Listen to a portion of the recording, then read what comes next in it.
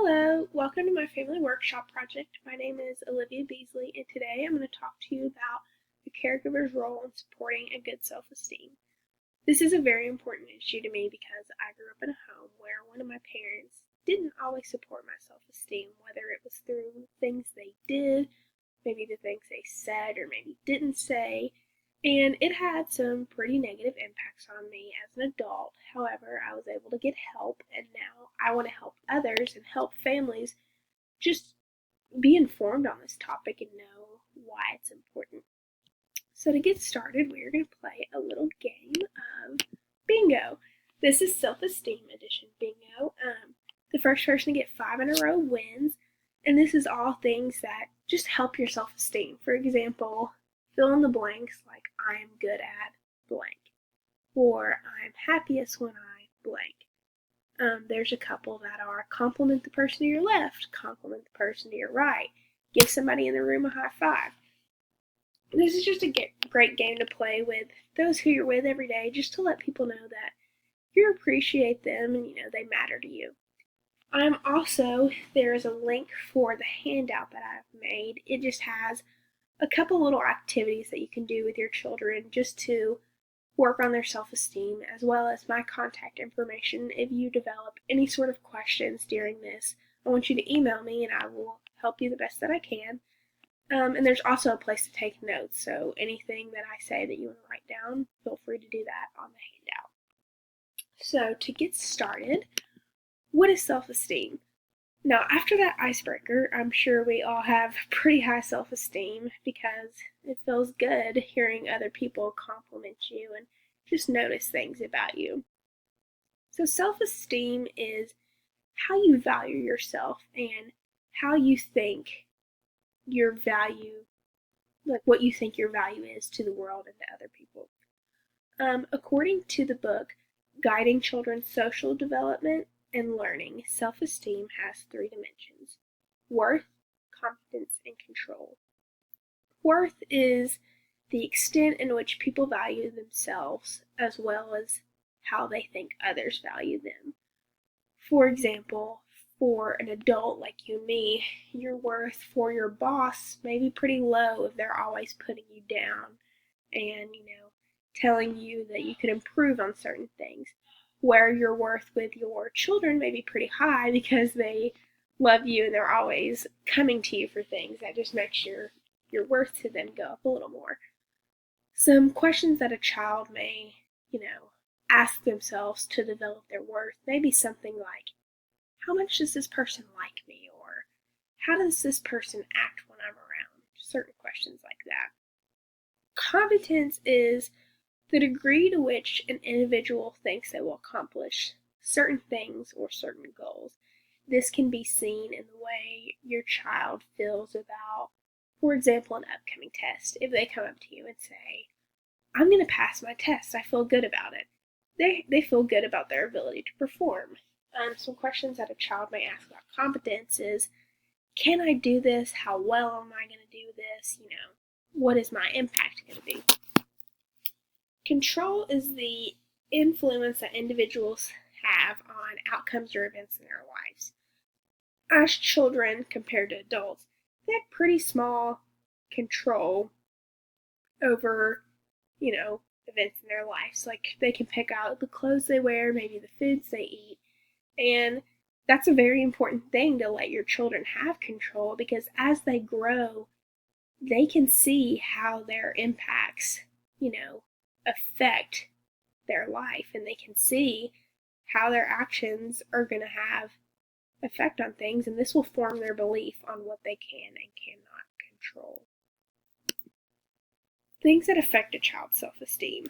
First of all, self-esteem is the result of many different experiences, and this can change depending on maybe a situation or maybe different people. Some common things that affect a child's self-esteem that maybe you don't even notice that you're doing, but you do and it hurts the child anyways, can be ignoring them. When a child is ignored, they notice that and they may feel like nobody cares about what they're saying and nobody wants to talk to them. And even though you might do it as an accident, this can hurt your child. maybe speaking to them in a discouraging or judgmental way.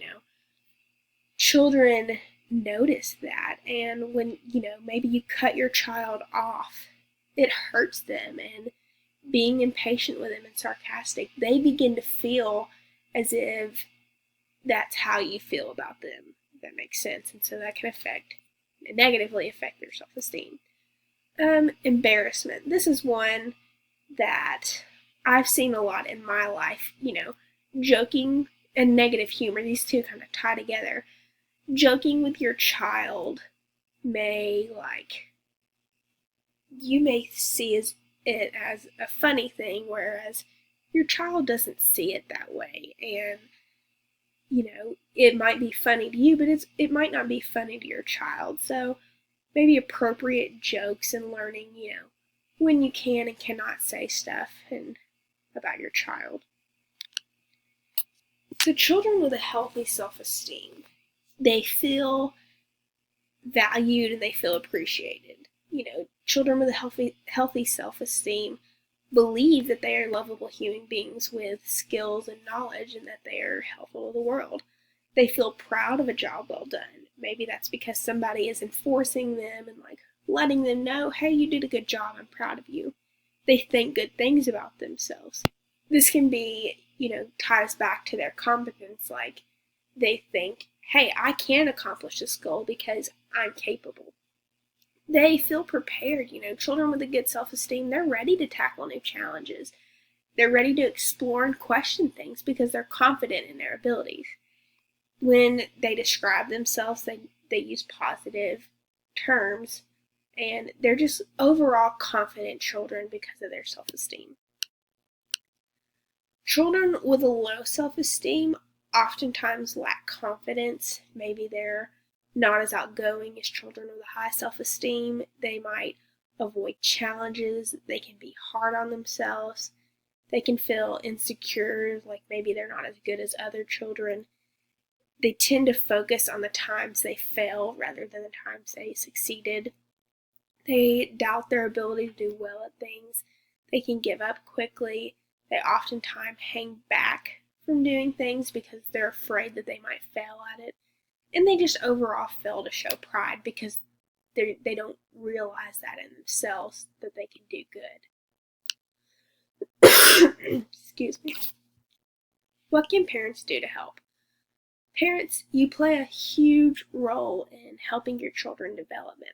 Your child watches you and listens to you even when you don't realize it. And there's many, many things that you can do. Helping your child learn to do things. As your child grows, learning to do things such as read, dress, ride a bike, that just provides opportunity for their self-esteem to take root.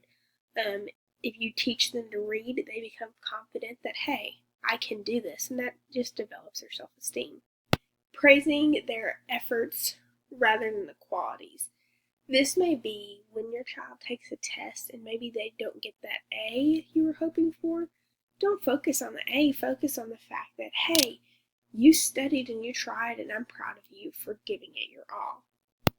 Show affection and praise, Tell your kid hey, you did a good job. Hey, I'm proud of you. And this doesn't have to be, I think a lot of times people think praise is only when the child does something great. For example, a baseball game.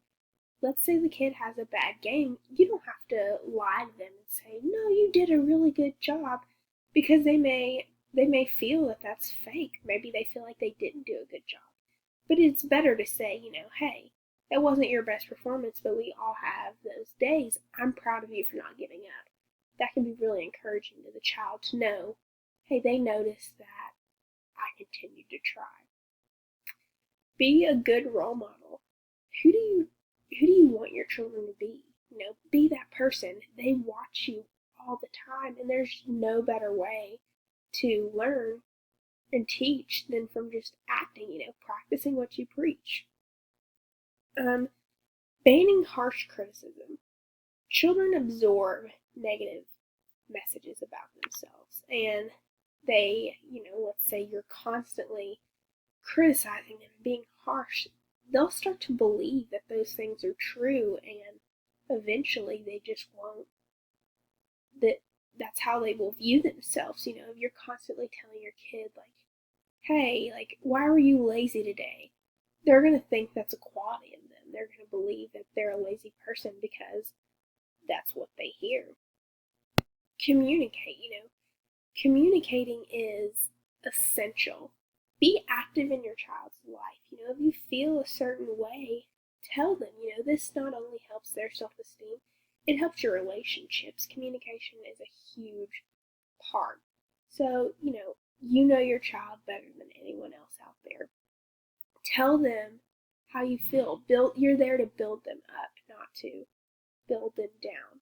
And like if you check on the handout I gave you, it has a few steps that you can take, to help your child build a positive self-esteem. This can include things such as making a list of stuff you're good at. Sit down with your child and let's make a list of things that you're good at. Help them with those qualities. This will let them see that you notice things in their life and that you care about them. Maybe practice the things that your child wants to do well at. If your kid plays baseball and I want to be a better hitter, go out in the backyard and pitch with them. This will let them feel appreciated and it will let them know that you truly care. Spend some time with them. Life is so busy. It is so busy. But finding time to relax with your family and your child, it just helps you know that you belong and that you're in this life together. And lastly, volunteer with your kids. It's such a good way. Sorry, I love this one so much. Volunteering is such a good way to just feel important and feel wanted. It lets your child know that, hey, I can help and I can make a difference. Thank you so much for listening. If you have any questions, feel free to email me at olivia_beasley@mymail.eku.edu. I've enjoyed putting this presentation together. Like I said, this is just something I feel passionate about and that I want to help others with as I continue to grow in my career and in my education. And I hope that you learned something new. And like I said, if you have any questions, feel free to shoot me an email. Thank you.